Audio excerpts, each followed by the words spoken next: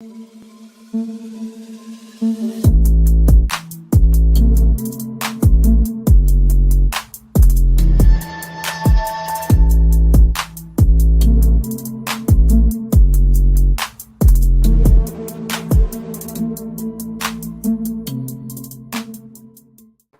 what's going on, guys? The Kitty G on EGTV, and we're back again with another video. This is a special occasion. We don't usually get rivals on, but today we have Gem because we will be playing later today around 12:30 in the morning, Sunday morning. We'll be playing a game in America for preseason friendly. So I'm like, I might as well bring on a Chelsea fan so we can just talk about each other's transfer windows, how everything's going throughout the transfer window. And you know what? We both have had a thorn in our side. You've been a thorn in our side for the Rafinha deal. Barcelona were a thorn in your side for that deal. And now they've been a thorn in your side again. Is it Lewandowski you guys were looking at? He ended up going to Barcelona. Ousmane Dembele you were looking at. He ended up staying at Barcelona. You lost the center back to Barcelona. Barcelona have been a thorn in your side this whole window. And now, once again, they're a thorn in your side for the Jules Kounde deal. But yeah, in the other hand, we're going to be also discussing our transfer windows, who's had a better window so far, and just like little things like that. But yeah, Jem, how you doing, bro? I see the channel flying, bro. Absolutely love it. How you been? Yeah, all good, bro, man. All good. Everything's moving quite nicely. Unfortunately, Chelsea at the moment, not as nice, making things a little bit complicated. And like you said, Barcelona seem to be hovering around us. But yeah, all good, mate. Thanks for having me. It's been a while, isn't it, since I've been on? So yeah, it's nice. Last time you were on, you're laughing at me about Rafinha. We know how that ended. Well, let's get it right. Barcelona had an agreement with Rafinha. You hijacked them. We hijacked you, and then they just got their player. So let's be serious. Listen, I'm not here to make jokes of it. Today we're gonna actually have an informative stream. We don't usually have a Chelsea fan on or fans from other clubs on, except for when we're doing vibes from the six. So it's a good time to talk about it from outside of the situation.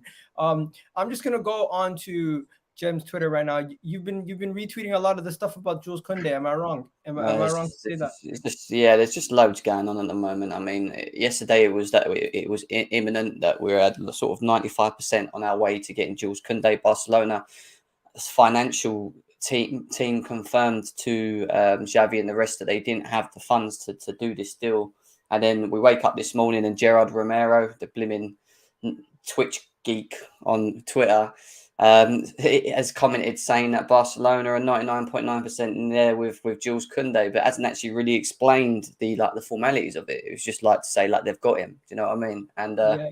Let me just check this because this is what I've seen. Sevilla have not received a verbal agreement or struck anything with Chelsea yesterday for Jules Kounde, waiting for documents to be signed. It's in Chelsea's hands. That came out an hour ago. But you're saying Gerard Romero, Fabrizio Romano speaking about it, also saying Jules Kounde sharing that it's a dream to play for Barcelona. Interesting. No, he's just like doing. He put saying up on Instagram about talking about having dreams or whatever. But if you read that one with Fabrizio Romano, that's his most recent one.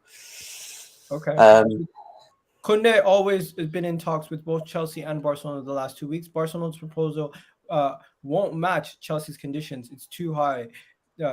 Different with the different structure. Chelsea sent official bid 3 days ago since Sevilla green lights it.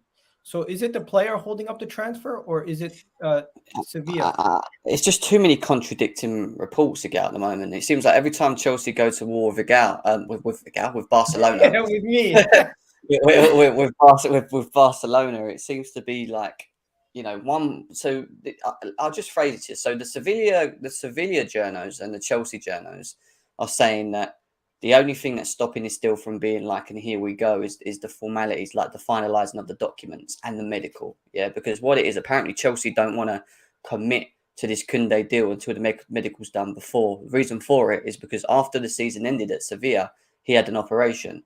After he had that operation, obviously he's only been doing sort of like training, and Chelsea don't want to agree to a contract until obviously until they can find out that Jules Kounde is past deemed as what they would say sort of fit. And we then find out 30 minutes ago from Sevilla sources that it isn't Chelsea waiting for Sevilla to give the green light. It's that Sevilla are waiting for Chelsea to send the finalised documents to them so they can go ahead with it. But they've made it very clear that with the Barcelona approach from last night, which Gerard Romero and some of the Barca journalists are saying, they've made it clear that basically that ain't the case, and that it's a lie pretty much, and that nothing's coming as of yet from Barcelona to Seville. Apparently there's been talks, but nothing formal has gone in from that side yet. But I just get this, like, I don't know, I just get this weird feeling that Barcelona are going to throw something in. The issue with this deal is that Barcelona can't match what Chelsea have done in regards to the full package. So what they want to do at the moment is they want to offer around 40 to 45 mil, and then they want to offer the rest of it on add-ons. As with Chelsea, we've given 55 mil with 10 mil add-ons. So they're trying to cover it. They're trying to match Chelsea's price, but just trying to increase the add-ons in the deal, which don't make sense because Sevilla need to pay Bordeaux 20% of this price. So, you know, it's a mess at the moment, mate. It is a mess. In theory, Chelsea should still get their man. It was confirmed yesterday that 95% there, that it was just to finalise documents. And Barcelona have decided to knock on the door and try and just do what they've been doing the whole summer window, which is just cause havoc. Yeah, but you want to know something? This Gerard Romero guy, when he speaks, like, as much as I wanted to bullshit him and say, it's bullshit when he was saying he was going to go to Barcelona, Rafinha, you gotta take him serious, because when he's saying stuff like this, it is very plausible that yes, Sevilla deny any agreement with Barcelona and only negotiation with Chelsea, but Barcelona are prepared to officially bid and to try to hijack it. If they do come in, and it comes down to the player, has the player made any inkling that he would rather go to Barcelona than Chelsea? No. So from what we understand, the only people that are saying that Jules Kounde wants Barcelona is Barcelona sources. There's no one else saying he's chosen that. What we're hearing is that Jules Kounde is happy to either go Chelsea or Barcelona. So it's not the same as the Rafinha deal. I know with Rafinha, he just wanted Barcelona. It was his dream move. That's where he wanted to go. With Jules Kounde, he's just said, I'll go to either or, but you need to satisfy Seville. And what Seville are trying to do, obviously, is trying to have a bidding war between Chelsea and Barcelona. The issue with the bidding war thing is that they're not actually matching what Chelsea are doing. So I don't get why Sevilla are so interested or intrigued in listening to what Barca are trying to do, unless Barca are going to beat what Chelsea have done. And that's why I'm saying I still feel we're going to get it done. You know, like deep down, I want the player. I've wanted the player for a very long time. I still feel that we could potentially get this done, unless they come out of the blue with something crazy last minute bid. But at the moment, from what we're being told, Barcelona have done nothing and still haven't offered nothing at this point. So it's going to be interesting to see. Next 24 hours is key, is what they're saying. Definitely. And yeah, so since we are playing tonight, I just wanted to get into it. How's your preseason going so far? Because Arsenal preseason, we haven't lost a game. We've been looking really good. We've been tearing up these guys because it's lesser opposition, obviously, and it is preseason, so it's time to get your legs out there, get stuff sorted out. We've been getting transfers over the line. If you don't know, Arsenal have done 5 deals this window where we've gotten Matt Turner in, we've gotten what's his name? Marquinhos, Gabriel Jesus, Zinchenko, and who's the last one that I'm thinking about? I'm just blanking right now. 1 second. Yeah, Fabio Vieira came out of absolutely nowhere from Porto. So it's like Arsenal's been doing a lot of business. Chelsea, I can see you guys have been doing a lot of business also with Jules. The Jules Kounde deal is supposed to be your third deal, but you've gotten Koulibaly and you've gotten Raheem Sterling. Is there somebody else that I've missed or not so mainstream? No, we've got Koulibaly, Sterling. Kounde was meant to be the third as of yesterday, and then we're apparently going to get another 2 more, maybe 3 more signs on top of that before the window commences. So Chelsea will do business. It's just trying to get these business done quickly. And like Kounde, for example, the Kounde deal, I can't imagine them wanting this to be dragged out. You know, so. Sorry, echo. Yeah, Anyways, continue. No, just saying, I can't imagine them wanting to see it being dragged out because again, the Premier League starts in 2 weeks, bro. You know what I mean? Like, we want to try and get our targets in the door before that. All right, granted, they might not get their pre-season games, but you still want to get them mixing with the squad. You still want to get them. Do you know what I mean? Like, getting ready for the Premier League. So, I feel like it's going to be interesting, man. I think. Are you guys done yet? Like, are you guys? I know you've got Zinchenko in there. Like, are you getting more coming as well? Two more. I think 2 more signings are going to be coming in. I'm very excited about this window. If you can't tell, bro, we need right backs covered. So we got our left back in Zinchenko. We still need a CM. So Tielemans most likely could be that guy. And I'm saying the other position, we're looking right now at an attacker. So let me just tell you who we're looking at. We're looking at Tielemans to come in for around 25-30 mil. That is who our main midfield attacking option option is. And wouldn't you say he's a big upgrade on what we have right now in Xhaka? 100%. Yeah, 100%. I'd agree. Yeah. Yeah, so let me just give you an update on what's going on with the Tielemans saga. The Tielemans saga is pretty stressful also. So we have this deal that we've been working on since last year. I think July of last year. We've been working on the Tielemans deal. So we basically said to Tielemans and his team, don't worry, we're going to come for you. Just hold tight. No one else is coming in for you. And if anybody else comes in for you, we're just going to come and match the bid, whatever they bid. Right. So that is the situation with that. Tielemans is back in training camp. He's ready for a move, and he's willing to move to Arsenal. Arsenal just have to go and pay the money. Leicester have been waiting all window for us to make a bid. We are not making a bid until Leicester lower their valuation or meet us halfway. We want to pay 25 mil. They want us to pay between 35, 40. At this moment in time, they have no negotiation power because no one else is coming in for the player. The player has 1 year left on his deal. So for you to try to ask for 40 million for 1 year left on his deal, when the player is not really worth that much in the first place, doesn't make sense. And finally, the player is 100% sold on the deal to Arsenal. Personal terms have been agreed. We've spoken to his agent. And if Man United or anyone else was to come in, the only way he would join them is if Arsenal said, we're not coming in for you. I don't really get why it took you guys so long to kind of still get it done, to be honest. This is something that's been going on for the whole window. I know the window's still got a little while to go, but like if Arsenal are that serious, just lay the money. If the player's happy to join you, you've got no it's not like you've got other teams chasing after the guy. Like, this should be something that should be done pretty quickly, you know? We don't have to, though. No one else is coming in for him. And he's training with his team. It's not he's Premier League proven, so there's not going to be a big adjustment period when he comes in. To me, the bigger worry is there's this mysterious there's a mystery guy who Edu's trying to target that nobody knows about. Nobody knows about it. Like, I don't know if you've ever had this, but there's somebody that we're trying to target where Fabrizio Romano has refused to say the name of who the player is. There's no reports coming out about who this mystery signing is. Arsenal are supposedly going for a mystery winger who's available in Europe for less than around 50 million pounds, who's supposed to be bagging in at plus 15 plus goals and can play on both wings. And we don't know who this person is, but it's the most weirdest shit. I don't know if you've ever heard of this before, but being linked to a mystery transfer target that nobody knows about. I've never seen this before. How can you? I've never heard of a mystery transfer target saga. Do you know what I mean? Like, don't even know who the player is, the profile player, if it's going to fit the team, nothing. Bro, like, Fabrizio Romano himself said, I can't speak about the name yet. I need to do more research. What if it's like a big player, like, I don't know, someone out of the blue, like De Jong from Barcelona or something? Can you imagine? No, it's a winger. It's a winger. It's an attacker. Oh, it's a winger, is it? So someone saying Neymar, bro, don't lie. Don't do that.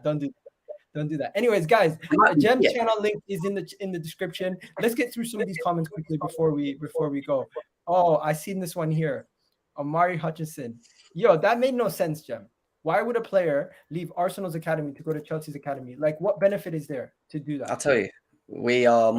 Chelsea have got one of the most successful academies in the last sort of 10 years in reserve football. When you think about it, if you look at the Chelsea under 21s and the reserves and above, they've been continuously been winning leagues and Champions Leagues for a very long time. It's a very achievable team when it comes to young, like the young players and whatever. So I think him coming to Chelsea is because he looks at that and feels like he wants to win things. He knows he's not going to start for the main team, but for don't get me wrong, the Arsenal team's very good. I've watched the Arsenal team; they've got a good squad. But this Chelsea team have got a history. Their academy's got a history of being successful, and maybe he just wants to go for that reason. And plus, maybe he just doesn't see himself at Arsenal. I don't know. Maybe he's not being given the confidence to progress there, and maybe he feels he can progress more at Chelsea.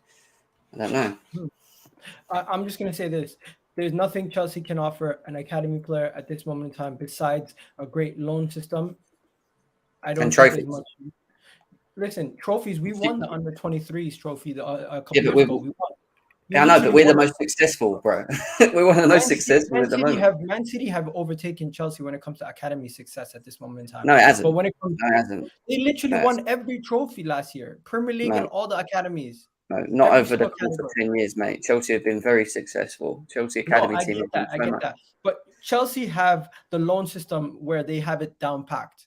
They can offer him a really good loan and a good pathway into a successful career as a footballer. But into the first team, do you guys really offer a lot of opportunities in the first team? Let's be honest. No, we don't. We can't even get some of the ones that I've got at the moment, you know, that Like that want to Levi get in. You Kobe know? can't even get in, and he's a baller, bro. Yeah. Well, you know, I don't know, mate. I don't know. Like I said, he's made that decision for whatever reasons. Maybe he doesn't feel that Arsenal can offer him what's required. Whatever them reasons are is on him, isn't it? So we have What to do you see. think about Boehly? People are saying Boehly bottled 4 deals with Barcelona. We didn't bottle any of 4 deals. It's just rivals being salty, isn't it? It's just a very stupid way of looking at things, really, for Okay, me. so what do you think about your transfer business this window and how you guys have been dealing with it? Yeah, I know it's been I difficult think with it's the been new owner. I think he's been aggressive. I think he's tried to be quick with things. Even when we lost Rafinha, look at the offer that we put forward. It was majority cash to Leeds. It took a week or so for Barcelona to even try and match what Chelsea did before the player moved. Like, if you look at what he's trying to do, he's trying to be aggressive, he's trying to be assertive, and he's trying to get things done. You look at Koulibaly. Where did that come from? Come out of the blue, didn't it? But Barcelona are talking about how he was going to be theirs, and putting pictures of him in Barcelona shirts and whatever else. And Chelsea ended up snapping him up like that after the De Ligt sort of link started. Right, we didn't get De Ligt, but I don't blame him for not wanting to spend 80, 90 million on a defender. Like, that's fair enough. Do you know what I mean? And then you look at the Kounde scenario. We've offered Sevilla what they want. We've done what we can again. And ultimately, you're messing around with a football club that's always looking for more additional money. Monchi is a nightmare to work with it from the Sevilla chairman. So it is what it is. But I think what he's done up to this point is okay, fine, and I think they're going to do more at the moment. So we have to see what happens. There you go. There you go. Honestly, let's now just look at some of the transfers that we've done and you've done in comparison to each other this window. Like, so far, I'm looking at my window and I'm saying to myself, we have obviously we have a lot more problem areas than you guys have.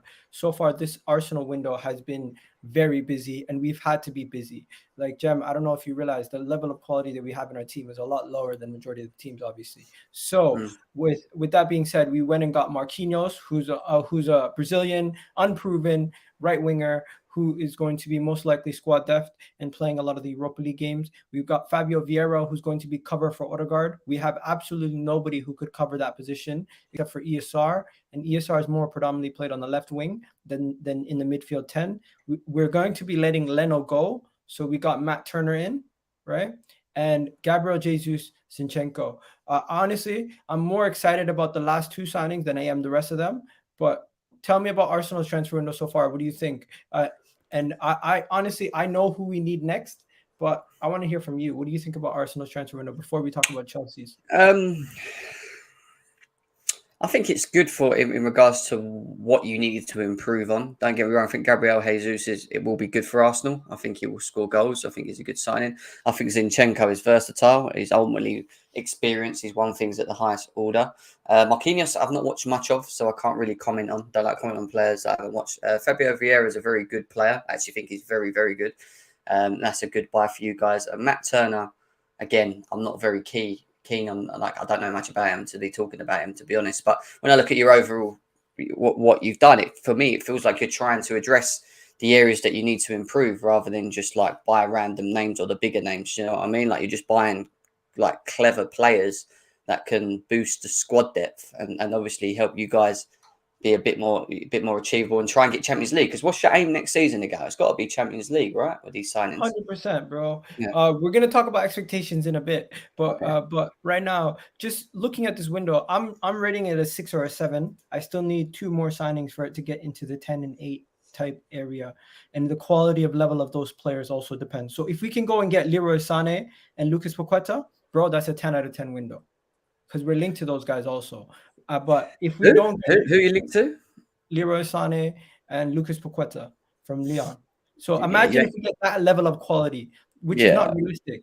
But imagine Yeah. if we could get that level of quality to wrap up the window. That's a 10 out of 10 window. But That's like me saying if we got Rafinha, Kounde, Koulibaly, Declan Rice. Lewandowski. That's like 10 out of 10. You know what I mean? Like, that's the So real. It it's just never never happened. realistic. But No.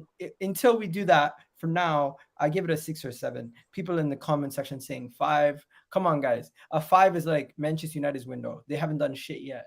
They've only gotten Ericsson and a couple guys. But like this right here, I think we've done a lot of work. I know people are saying don't include Marquinhos and a goalkeeper, but if Tottenham are going to include Fraser Foster as their signings, we clearly we can do that. But yeah, what do you see? Do you disagree? 6 or 7, or what would you say? What with Arsenal's transfer? Yeah. I think you still need a little bit more, personally. I do think you need options off the wing. I think you could probably agree that Pepe's not someone that is ever going to get any better or maybe get the opportunities that are required. I think you could improve in that area. I think you've had I'd say probably a 5 or a 6 out of 10 at the moment. I think you still need more to get it to 8 out of 10. I think you sign 2 more players. You get a winger, and then you could potentially. I think you still need this is my opinion. I think you still need a better right back. You know what the thing is with the right back? Yeah. We have an academy kid, Norton Cuffy, who ironically they're calling him the next Reece James. So he's built like a brick shit house. He's very good attacking wise, and defensively he's really on point. He is physically he's bigger than Tomiyasu and Cedric already. And the club view it this way. They look at Cedric as a leader. They're not selling Cedric.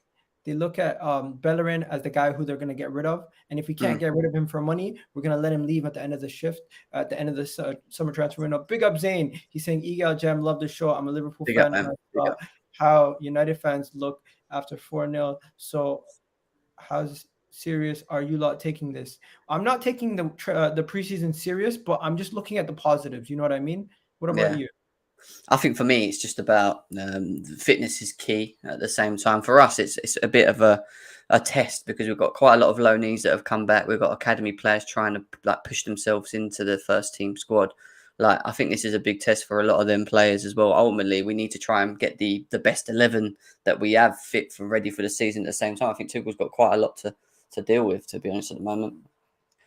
There you go.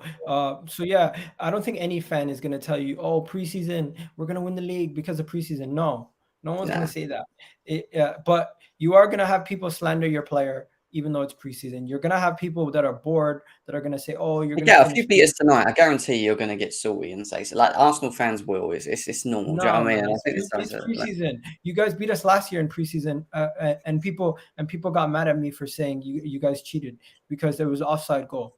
Remember the offside goal? Yeah. People are saying my club 2 out of 10. No, Tottenham had a good window, man. Tottenham had a good window. Let's go to Chelsea. So shamelessly, this guy already put Jules Kounde in there, but he's not signed yet. I'm not even trying to banter. You know who this is. This is infamous. Oh, infamous! I mean, it should be that. I don't get what we. I don't get how Barcelona are back in this. I'm still expecting it to be announced later on. I'm being honest. I'm being positive about the Kounde thing, but it wouldn't surprise me, honestly. So talk to me. What do you think about Raheem Sterling? Were you a fan of Raheem Sterling? Because I know you tend to get transfers right. Like you were a big hater of the Lukaku signing. I looked at you when we're at the Terrace meetup, and you said to me, "I'm not happy." And you know what? You were right not to be happy about the Lukaku deal because he ended up not working out. And majority of the times that I've spoken to you, you've been spot on. So I would never say this to you on the terrace, but hey, let's continue. What do you think about Koulibaly and Sterling? Because I might surprise you, bro. I think they're both good good starting caliber players. You've somehow come in and replaced Rudiger. I did not expect you guys to do that this window to be that efficient to replace a player of that quality so easily. I think Koulibaly, you'll see salty fans talking about the fact that he's old and you're not going to get that many years out of him, but I think that's BS. He's a center back. You're going to get a lot of years out of a center back. And Raheem Sterling, criminally underrated in the fact that this is a guy who won 4 Premier Leagues, has scored over 100 goals in the Premier, and he's still not even considered a world-class player. If any one of our fan favorite players would have been doing this, like if Ziyech would have been doing this, or if Saka would be continuing to do this, or if you have Harvey Elliott would have been doing this, or somebody who everybody loves would be doing this and not at Manchester City, they would be called world class. I think he just gets overlooked and he gets criticized way too much. I think if Arsenal were in the Champions League, we would have gone after Raheem Sterling personally. But the fact that we're not in the Champions League, we don't have that clout to go after Raheem Sterling. So you guys got him. But yeah, I think we've had. I think when you look at the quality of the players that we brought in, ultimately, when Tuchel said it's going to be a rebuild, it was always going to be the case of what type of profile players are we going to bring in. Like ultimately, I don't think we're in a position to compete for like the title or anything like that. Still, I think there's quite a lot of areas across this squad that need to be improved on, and I'm talking from a squad depth basis because you look at the first 11, you'll be like, Chelsea got quite a strong 11, but then we saw it last season. You know, you get an injury to key players, and the players that are coming on off the pitch, like off the bench, are just not of the level that I think is required. And I think Sterling is a great addition. I think he's versatile. He's a winner. He brings experience. He's in his prime. He's 27 years old. You know, he's the third highest goal scoring forward in Premier League history. You know, he's got, I think his goal assist levels is like 30 plus a season for the last 3 seasons. He brings a lot. And what he ultimately brings is the directiveness, like running in behind. He's quick. He's good in tight pockets. He's good for what we need up front. But ultimately, I still think we need a creator. And I don't think he's enough on his own. And obviously, Ziyech looks like he might be going to AC Milan. And I do think Chelsea will buy another forward before the end of the window. It's just what forward are they going to go for? And you look at like Rafinha and Dembele, the 2 players that we actually wanted. They're like the type of profile players we need where they can create, they're direct, but they can also contribute to goals at the same time. So like, I think Sterling's a great addition to the team. I think Koulibaly shocked me how quick we actually got it done. When you look at the guy himself, 31 years old, let's not be stupid. 31 is not old. Not when you're a defender. When you're a defender, you know, Thiago Silva, when he came to Chelsea, was 36. Everyone said he's going to be on a walking stick, and look how good he's been in the Premier League. He's pushing on like nearly 40 now. Do you know what I mean? So, yeah, Koulibaly is a top quality player. The question with Koulibaly is he's been doing it in Italy for the last 10 years. You know, the Premier League's a lot quicker. Is he going to be able to adjust to it? I think he will. I think he's got the profile that's required. He's quick, very quick. He's strong. He's good in the air. He's quick with the ball as well. And the good thing about both of these players is since 2012 to this point, in regards to just injuries, Sterling, I think, he's only missed 40 games in total for the last 10 seasons. He's always been fit. He's never had any issues. And I think he's only missed like 7 games at a max, 7 games at any one time for Man City. Koulibaly's missed only 26 games for Napoli in 10 years. That's pretty impressive, man. Do you know what I mean? When you look at like their injury list as well. And obviously when you're coming into Premier League, you're paying like 4 competitions, which we are 50 games a season. You need players that are ultimately fit and they're not really you're going to get injuries with. Do you know what I mean? So good signings. Boom. Yo, interesting question here. Has nothing to do with what we're talking about, but let's you know what I'm going to do? I'm going to change the poll question to right now. It's a silly question. It's like, who's going to finish higher next season? But when it comes to Chelsea and Arsenal, who do you think is going to have a better transfer window? Do you think you guys are going to still, because you're going to look at Arsenal transfers, you're going to say we have a lot more, but you guys are signing higher quality players. So Yeah. who do you think is going to have a better transfer window at the end of the season? I think if we sign Jules Kounde, say Jules Kounde does happen, and we get Sterling, Kounde, and Koulibaly, I think that in itself is very good. Like, it's just that with them 3 players, because ultimately we solved our central back issue with Koulibaly and Kounde. That's something we had to sort out after we lost Christensen and Rudiger. Raheem Sterling is another additional forward which we actually require. I still think there's some holes that we can improve on. I think we need a wing back. I think we need midfielders. I don't think we're going to be able to do it all in one window.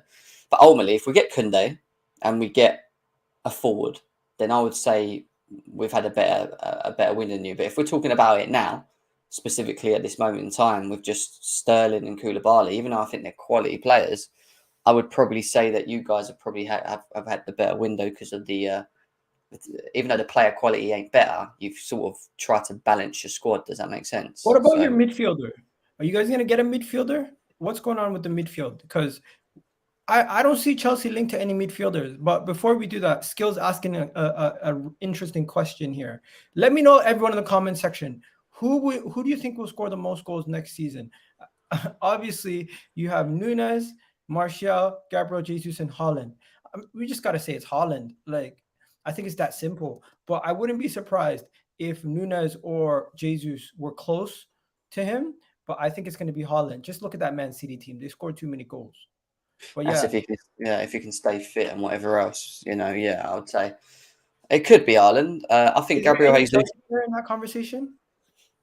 We haven't got. I think what you'll see with Chelsea, which I think is what Tuchel wants to do, is I think he wants to try and find forwards that can all contribute to goals. So it might be the case that you get 2 or 3 Chelsea forwards that are within double digits, like 12, 13, 14 goals each. I don't think we'll have like that one player that scores like 20, 30 goals a season. Does that make sense?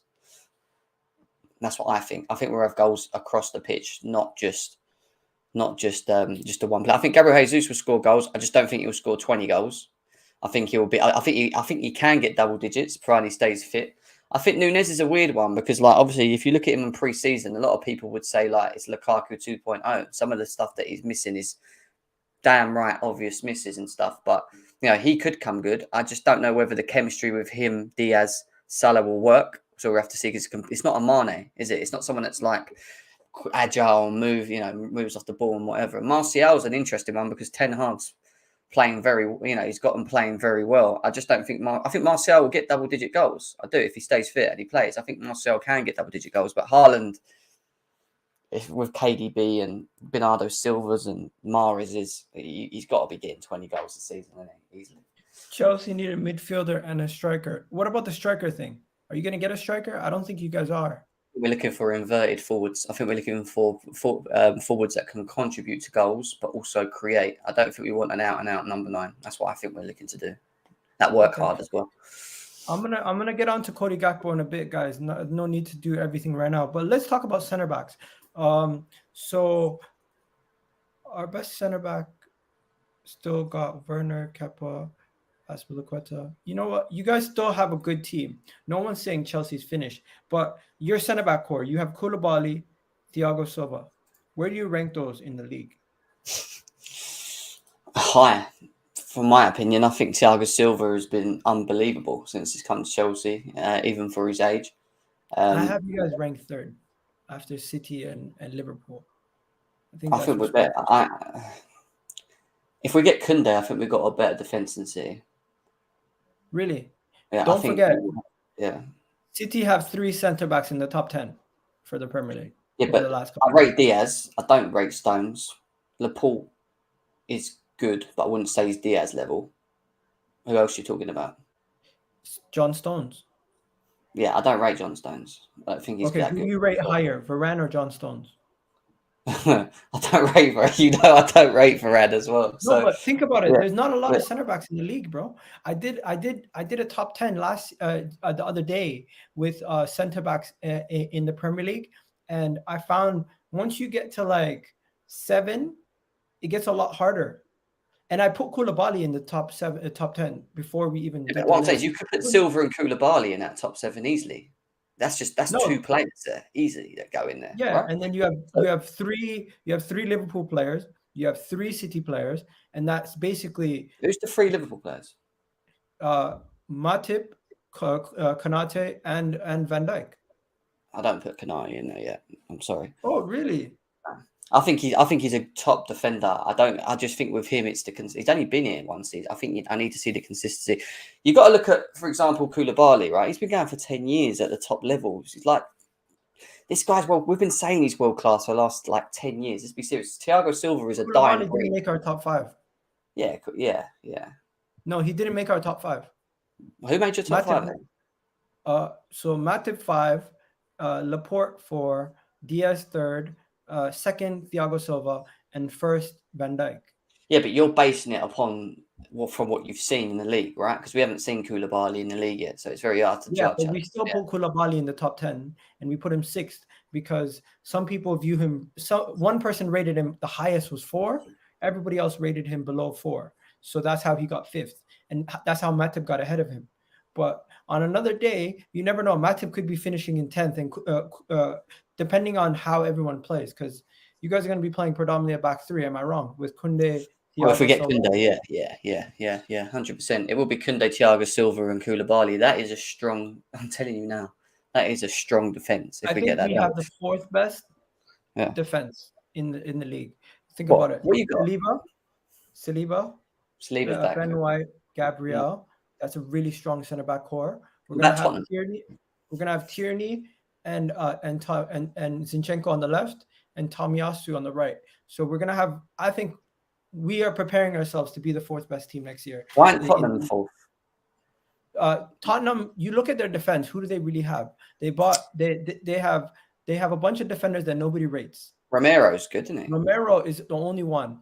Then you have Longley, not that highly rated. I rate all three of our center backs higher than Longley, in my opinion. Ben White, Gabriel, and Saliba. You got Eric Dyer. Dyer. He's a fraud. Yeah. Sanchez fell off a cliff the moment he left Ajax. Yeah. Basically, I think they're going to be playing back five next season, a lot of counterattacks, and that's why their defense is going to look good. But their center backs specifically, they're not that high quality. Saliba coming back to Arsenal, bro, if Saliba was on the free market right now, Chelsea would have bought him.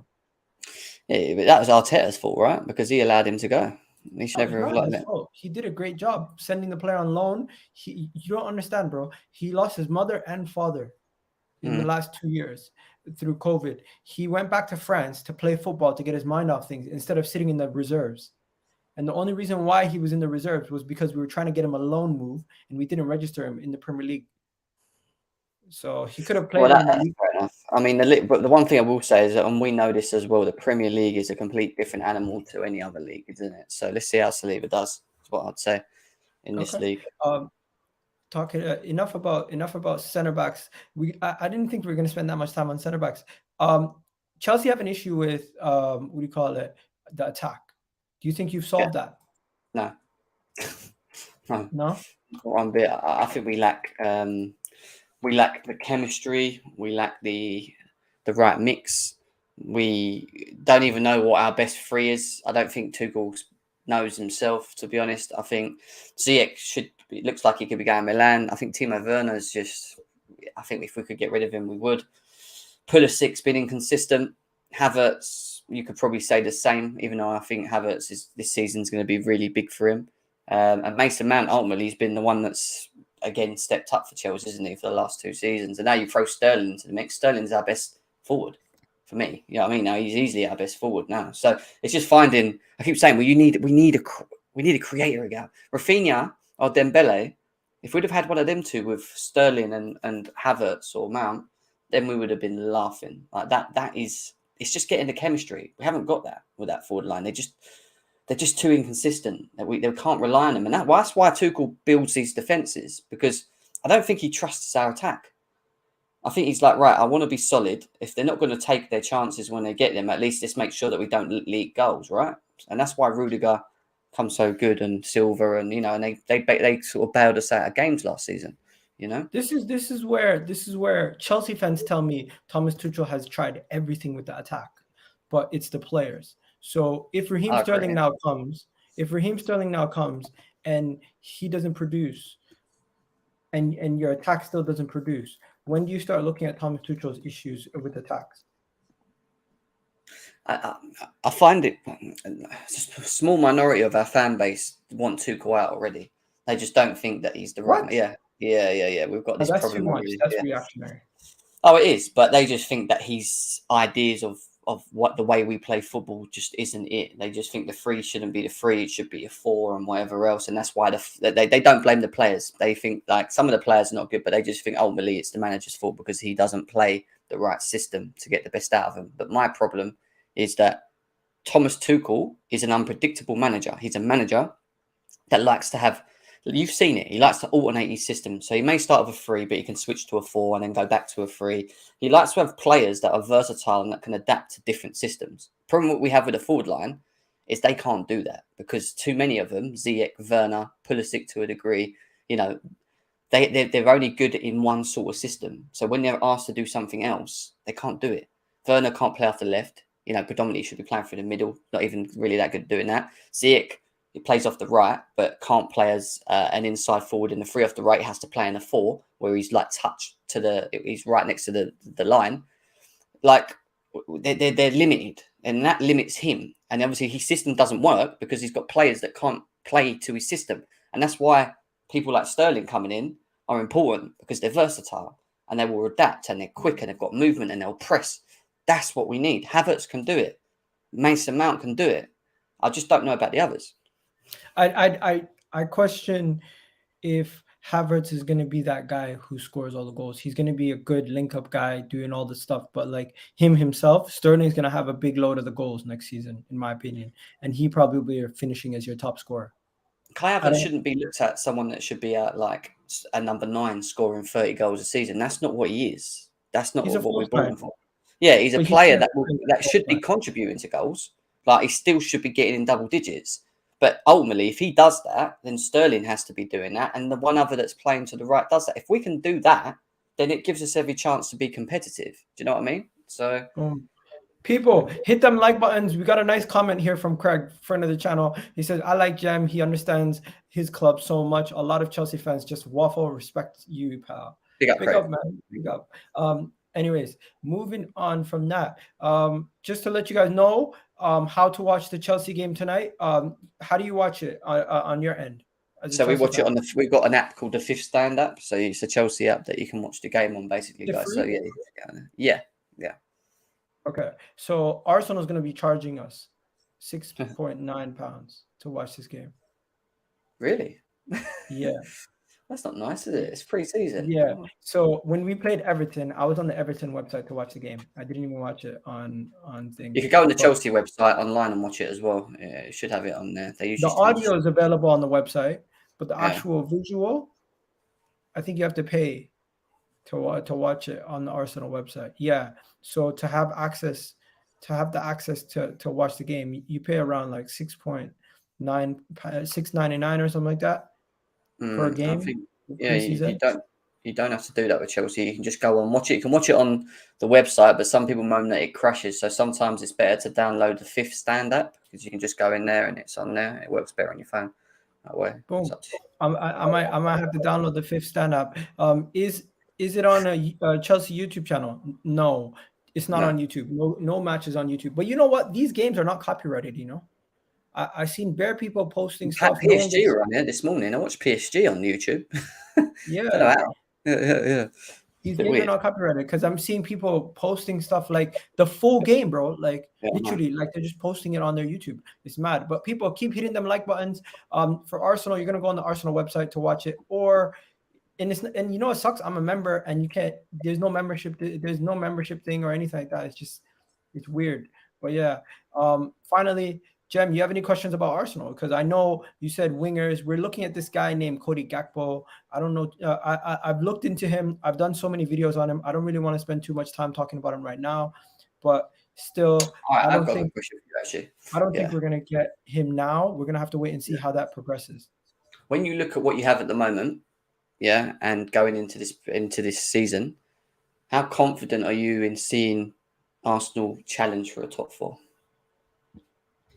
I think we're going to challenge for the top 4 regardless because of how poor Manchester United is, how inconsistent Tottenham can be at times, and the fact that Chelsea still have a lot of questions over their attack. I think we're going to be in the mix regardless because of that. But when I look at our team and I look internally, I say to myself, our defense has improved with Saliba and Zinchenko coming in. Our midfield needs to still improve, and we need to sign one more midfielder to actually progress our midfield and take it to another level. Because if we can take Xhaka from a starting role, moving into a rotation option, that immediately improves our whole squad because we now have a guy who is inconsistent, but at times one of our better players. And we have Tielemans who's going to be coming in who can take over that position, much more creative, much more attacking. And I think with Odegaard, Partey and Tielemans, we're going to have a much better midfield and probably one of the better midfields that we've had since Santi Ozil days, right? And then you look at our front three, we still are one attacker away from having a reliable attack. Our attack has been poor. Jesus. You don't think Jesus, Martinelli, and Saka is a good 3? They're good. They're good. And Jesus is a different level, bro. Lacazette couldn't run. Yeah, Aubameyang could run, but he couldn't link up play. Now we have somebody who can do both. We haven't had that in a minute, so this is really good. Also, Martinelli needs to improve. ESR needs to improve. Saka needs to improve. But if we can get another winger, we don't depend on them improving as much. We now have another person who can contribute. our issue is, unlike Chelsea, we don't have enough goals in our team. Chelsea get 100+ goals, bro. Arsenal, we get around 60 something. How are we going to improve that without improving our attack? Gabriel Jesus, what is he going to do? He's going to replace Aubameyang and Lacazette's 8 goals from last season and hopefully add on another 8. So I'm expecting around 16 goals for him. That is realistic, I think, to attain, right? Then Saka, I'm expecting Saka to get between 10 to 15 himself. Martinelli, ESR, another 10 to 15. But we need another attacker who can add another 10 to 15 themselves. So we now have 4 or 5 players that we can depend on in the attack. Don't forget Eddie Nketiah. He's also going to, I think, get in and around 10 goals possibly in the league. So potentially we need 6 players that we can rely on in the attack that can interchange, that can all score goals, all assists. Like us. Yeah, same thing. Yeah, we don't have that. What we had last year, bro, it got to a point where all we had was Martinelli, Eddie Nketiah, and Saka. Nobody else. So we was relying on our defence. We was relying on our defence to score the winning goals, you know what I mean, from corners or rocket or something like that. We both have attacking issues, but our attacking issues are different. Where you get contributions from the rest of your team, we really don't get much contributions from the rest of our midfield. Our midfield don't really score goals. Odegaard finally scored goals. Xhaka and Partey had 2 goals all season. No, 3 goals combined all season, I think, each. Then you have nobody else in the midfield contributing. So Fabio Vieira has to score some and contribute. Odegaard has to contribute. Tielemans comes in immediately. He's a better attacker than Xhaka. He's going to contribute. Partey, he's going to play that Fernandinho role. He's not playing as a cam anymore. Similar to how you guys had Michael Essien back in the day playing. So we're gonna have to wait and see. We're gonna have to wait and see. But I believe. Do you trust Ramsdale in goal? Yes. You're happy with him. Reason being, Ramsdale had his worst performances after an injury riddled part of the season. I trust this team a lot more than I trust the teams of the past, and I believe that this team is more equipped for this season than we have been in the past. If you think about it, Arteta is under the most pressure than any manager in the league. He's taken preseason very serious. He basically said, forget about bringing kids. I'm just going to bring all the seniors to see what we can do. And then that's what's going on with that. I really do trust. It's not that I trust the process, because that's what everyone's going to say. Trust. You still think Arteta's the guy, though, yeah? You're still confident in Arteta as the manager, like being able to achieve what you need.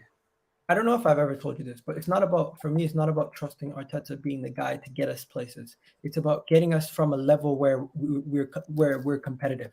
And you cannot say he didn't raise the level of the squad after obviously heavy investment and getting a lot of backing from the board. He's finally shown that we can somewhat trust in the club making the right decisions to try to bring in some players, because we haven't been doing this before, where we're actually addressing areas where everyone can see is a problem area, where before we wouldn't even address the visible areas that were issues. We're making the right moves. I'm seeing the right business being done. If it's going to translate onto the pitch, that's on Arteta. That's where we're going to say Arteta's good enough or not. Because if he can't get it right, if we sign a midfielder and a winger, and he can't get us top 4 or a Europa League finish, he has to go. Simple. Your answer was that the reason you feel Arsenal can get Champions League is because you think Man United are that good, Tottenham are not that good, Chelsea still look a bit shaky. You think there's an opportunity, which is fair enough. I get that you think there's an opportunity, but just like last year, the same thing comes back to you guys. Like, you ain't consistent. You've lost silly games. You've lost points. You've lost. You know yourself. You in theory, last season you should have got the Champions League position, but you threw it out. You allowed Tottenham to get back into that. That was on you. Do you know what I mean? So, it goes. You're in the same basket, is what I'm saying. Do you know what I mean? 100%. I just think it's realistic to say that there is going to be 2 spots available for Champions League, and Chelsea, Arsenal, Manchester United, and Tottenham are going to be fighting for those 2 spots, because Liverpool and City, I think, are nailed. I don't think Liverpool are going to take off this season. Okay, we're going to talk about that in a second. Honest question, Igal: if Arteta fails to secure top 4 or Europa League this season, it's time to go. I agree. the thing is, people think I disagree with this point. I fully agree with this point, and I'm setting that standard from the beginning of the season. If we fail to achieve Champions League football this season, there's no more hiding from Mikel Arteta. He has been backed numerous times, and there's no way that I can talk myself into saying he deserves another season. Period. And he shouldn't. Am I wrong? No, he shouldn't. I think he's had long enough anyway. Personally, I actually think he might have gone. I think he might have gone a little while ago, personally, and he hasn't gone. So I don't know. You know, obviously the hierarchy at Arsenal trust Arteta to do what's required. They want to build. I think you guys want to build something that can become successful again moving forward. And I think they know that needs a bit of time. And bringing in a manager that won't want time, he'll just want backing, is probably the route that they didn't want to use. And that's why they've stuck with Arteta, because I think they're trying to build slowly to where they want to be, Arsenal, if that makes sense. But yeah. We got a couple more minutes before the video is done. A Chelsea fan asked me a simple question, yes or no answer, guys. Was Rudiger Chelsea's best player the last 2 seasons? I think Thiago Silva was their best player last season. And so I would say no last season. The year prior, was Rudiger your best player the year prior to that? No. It was Kovacic. Okay, so I say no. We already have some people saying yes in the chat, but I think Rudiger was probably one of the best players, but not the best player. So you Thiago Silva was the best player for me by far. Yeah, Thiago Silva, like, he was easily the best player last year. He was most consistent. Even though Rudiger was great, don't get me wrong, Rudiger had a very, very consistent season as well. He played, but Thiago Silva, when you take him out of that team, it just I don't know. The defense just doesn't look the same for me personally. Yeah. Okay. Let me just ask you this. You asked me if I can trust Arsenal's team. Do you think we've improved our defense by bringing in Saliba, Zinchenko? If we've brought in Fabio Vieira, we bring in a Tielemans, and with our attack, bringing in Gabriel Jesus, and say we get a Gakpo or a winger who can contribute 10 plus goals in the league and like another 5 to 8 assists, is that not enough of improvement to say we are definitely in the fighting pack? Because last year we were there without them. You should be with if you've got all of them, you've ultimately signed off where you need to strengthen, and with that, you should be then competing without worrying about Chelsea. You should be there, like with that team. You know, you should be up there. I don't know. I'm still just got question marks over your manager. That's my thing. It's not the players. I have question marks over him. I just don't know. Like, I've seen him do some unusual things last season with your formations and your teams and your layout. I've seen your own Arsenal fan base go mad about your team lineups in certain games, you know, and it's just got it wrong. Like, I just don't know if I trust Arteta with these players. That's all. Honestly, man, everyone just brings it back down to Arteta, but I don't think it's that difficult. I think Arteta's a good manager, man. It's just he hasn't had the equipment. He's a good manager. I think he's never had the equipment to get him there.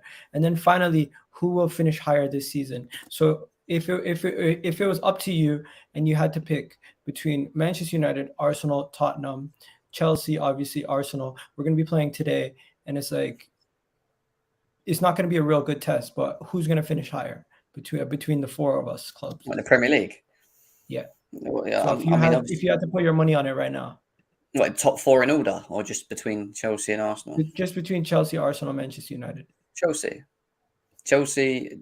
will be in there, and I think the last position will be between. I think Tottenham are going to get. I think it's going to be the same as last season. I think it's going to be Chelsea, Tottenham, Man United, Man City, and Liverpool.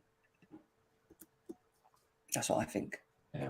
So you're not giving us a chance. I think Tottenham are one injury. I think Tottenham are still. You know what? They're better, but we'll have to wait and see. I'm not even gonna hate. I'm just gonna wait and see, because right now I still believe Arsenal can get 4th. A lot of people will probably doubt it. Jem, stop hyping Arsenal players. Speak Facts hates Arsenal, man. This guy, he always hates Arsenal. Where the hype is? just spoke about it. So I can't be negative all the time about it. Tonight's game, I think Arteta is going to pick a very strong side to start the game. Yeah. In the second half, we're going to go very heavily rotated, because if you've seen our team that we played against Orlando City, bro, it was shambolic. Like, we had none of our starters. start the game, and we had the whole like C team out there. What do you think Tuchel's going to do for this game? We didn't have a good, obviously we didn't have a good last game round. We lost in penalties to Charlotte. Do you know what I mean? Like some random team. We didn't play well. We saw glimpses of players I that, can't believe I never brought that up.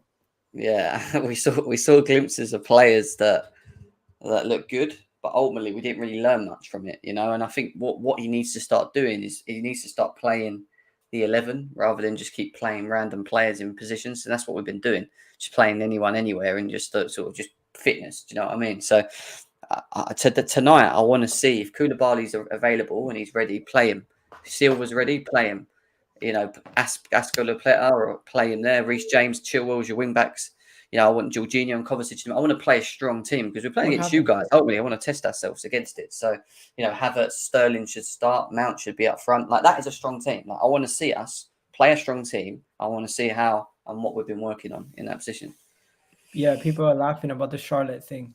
Muhdin, Arsenal fan, just laughing. Charlotte FC. Honestly, you know, people, preseason, guys, it's preseason. We can't laugh at Chelsea right now. And then last year when we lost to Hibernia, say it's not a big deal. Let's keep some consistency.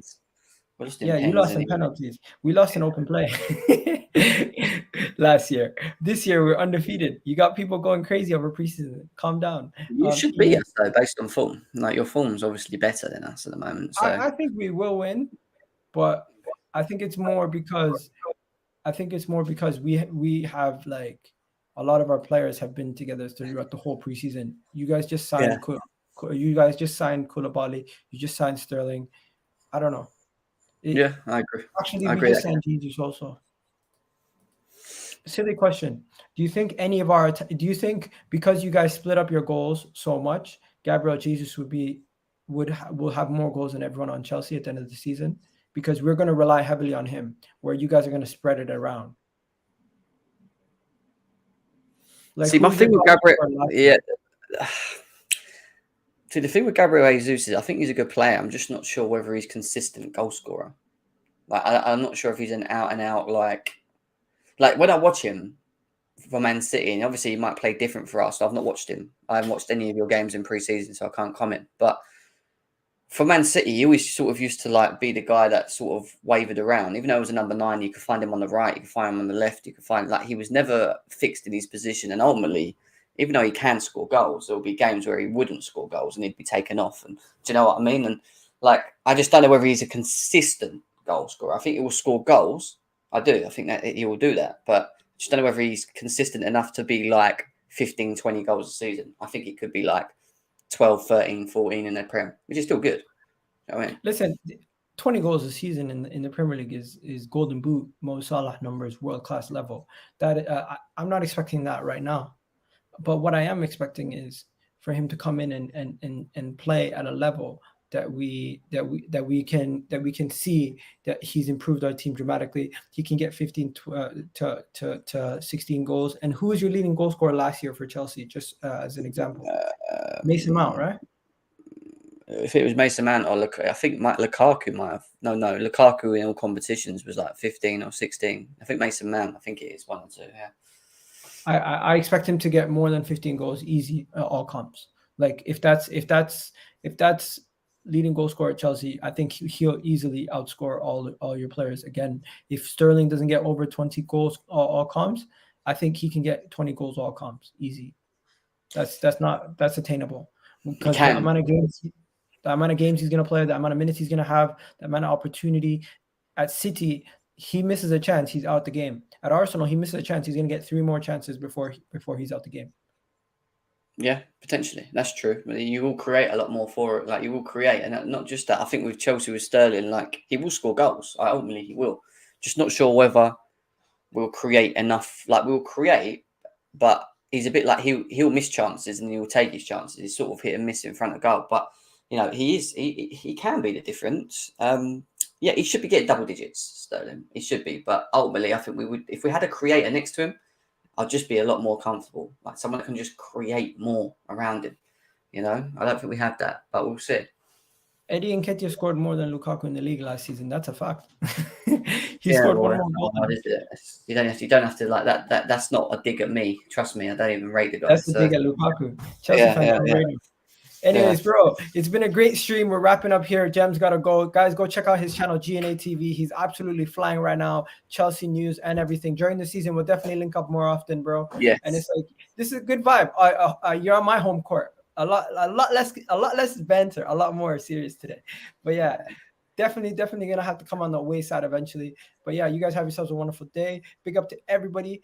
Egal, stop pressuring on Jesus. What?